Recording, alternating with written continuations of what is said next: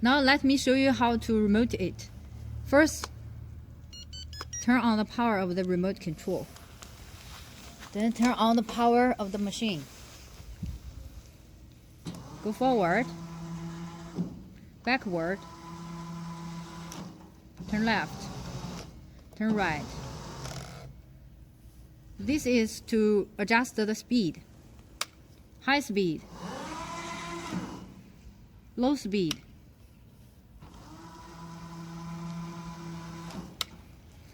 This is cruise control.